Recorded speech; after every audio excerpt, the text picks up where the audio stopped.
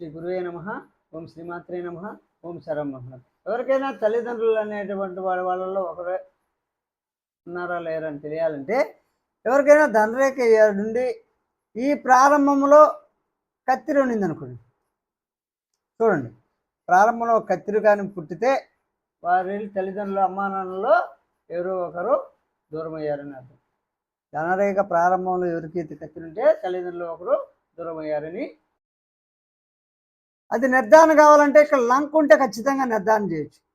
ఇక్కడ ఈ ఒక లంక్ అనేది ఉంటే తల్లిదండ్రులు ఒకరు దూరం. కత్తిరి అనేది సామాన్యంగా ఫలితం రాదు, కానీ లంక్ అనేది మాత్రం ఖచ్చితంగా తల్లిదండ్రులు ఒకరు. ఎవరికైతే లంక గుర్తు ఆధారంగా ఒక రేఖ ప్రయాణం చేస్తే కత్తిరి అనేది జబ్బుని చూపిస్తుంది, అందువల్ల పోయిందని చెప్పడానికి లేదు.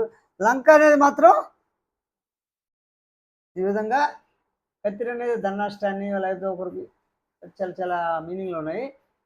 ఈ లంక అనేది మాత్రం వడ్ల గింజ ఆకారం లాగా ఉంటుంది. ఇట్లా వడ్ల గింజ ఆకారం లాగా ధనరేఖ విధంగా ఉంటుంది. వడ్ల గింజ ఆకారం లంక గుర్తుంటే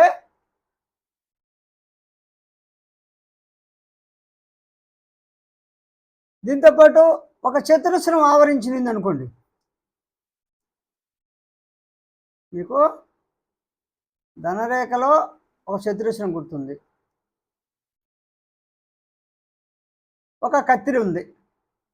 ఈ కత్తిరి అనేది ధన నష్టం చూస్తుంది.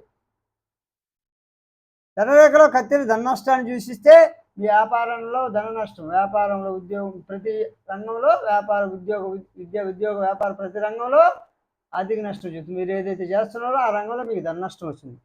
ఆ నష్టాన్ని నుండి మీరు కాపాడబడ్డారు అనే దానికి అర్థం ఏంటంటే, ఏదైనా కేసులు కావచ్చు ఏమైంది, ఇక్కడ చతురస్రం ఏర్పడుతుంది.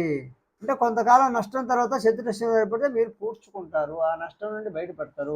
అదే ఎక్కడ ఏర్పడింది అనుకోండి కత్తిరి ఈ అడ్డుగీత కాడే, అప్పుడే నష్టం కలగాల్సింది కలగకుండా కాపాడగలిగే రేఖ చతురస్రం. నాకు ధనరేఖ లేదు, ఒక రేఖ ఏముంది, ఏమన్నా ఆలాభ. ఈ ధనరేఖ ఎవరికైతే ఉండదో, ఈ ధనరేఖ లేని వాళ్ళకి ఈ యొక్క రవిరేఖ, ఈ యొక్క బుద్ధి రేఖ, ఈ రెండు రేఖలను చూసుకుంటే మీకు ధనరేఖ లాగా పనిచేసేది ఈ రవిరేఖ. ఈ రవిరేఖ అనేటువంటిది ధనరేఖలాగా పనిచేస్తుంది. ఈ బుద్ధిరేఖ అనేటువంటిది కూడా పరిశీలించి ఈ అంత బుద్ధిరేఖ బాగుంటే ఇది ధనరేఖలాగా అంత బాగా పనిచేస్తుంది. కాబట్టి సేవ్ అయ్యే రేఖలు చెప్పాను, ఇది చెప్పాను. ఈ వీడియో కూడా నచ్చితే లైక్ చేయండి, షేర్ చేయండి, సబ్స్క్రైబ్